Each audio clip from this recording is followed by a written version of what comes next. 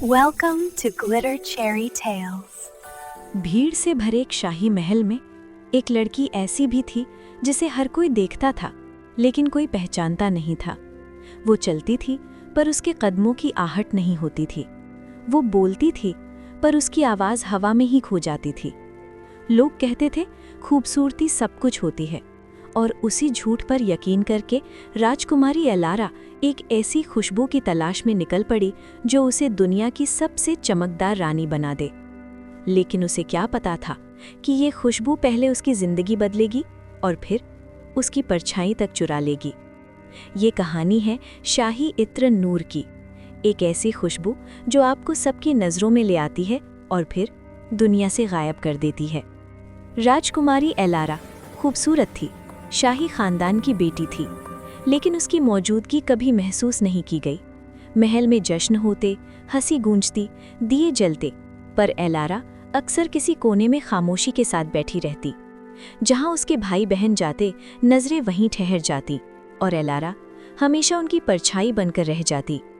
वो मुस्कुराने की कोशिश करती, बातों में शामिल होने की कोशिश करती, खुद को साबित करने की कोशिश करती, लेकिन उसके अंदर वो आत्मविश्वास नहीं था, वो चमक नहीं थी जो दुनिया देखना चाहती है।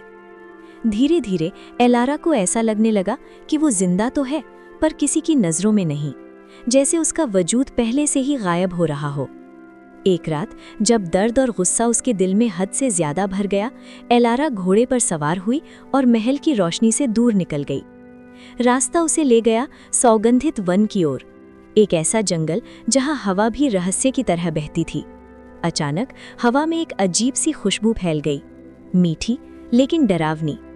वही खुशबू उसे ले आई एक पुरानी झोपड़ी तक, और वही रहती थी वो जिसे लोग कहते थे इत्र की मलिका। कहा जाता था वो फूलों से नहीं बल्कि लोगों की चाहतों, कमजोरियों और सपनों से इत्र बनाती थी। जादूगरनी बोली, तुम्हारी आंखों में तड़प है एलारा, तुम चाहती हो कि दुनिया तुम्हारे कदमों में झुक जाए। ये लो, शाही नूर, इसकी एक बूंद तुम्हें वो बना देगी जो तुमने कभी सपने में भी नहीं सोचा।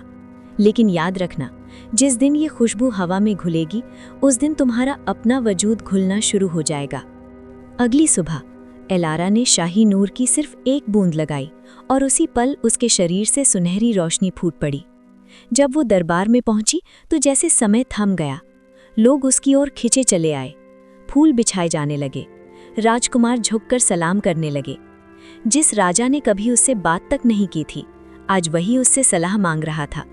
लोग उसे परी कहने लगे, लेकिन एलारा ये भूल चुकी थी कि ये उसकी अपनी चमक नहीं थी, ये सब उस इत्र का जादू था। लेकिन हर जादू हमेशा वरदान नहीं होता। एक रात एलारा आईने के सामने खड़ी हुई।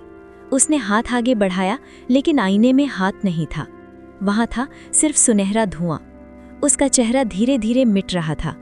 वो किसी को छू नहीं पा रही थी क्योंकि उसके हाथ हवा बन चुके थे।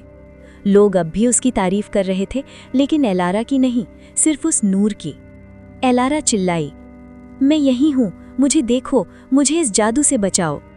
लेकिन अब उसकी आवाज़ भी सिर्फ एक खुशबू बन चुकी थी जिसे कोई सुन नहीं सकता था। डर के मारे एलारा उसी जंगल की ओर भागी। उसने शाही नूर की पूरी बोतल मिट्टी में फोड़ दी। एक भयानक तूफान आया और जब धुआं छटा, एलारा जमीन पर पड़ी थी, साधारण, बिना किसी चमक के, लेकिन उसके चेहरे पर एक अजीब सा सुकून था।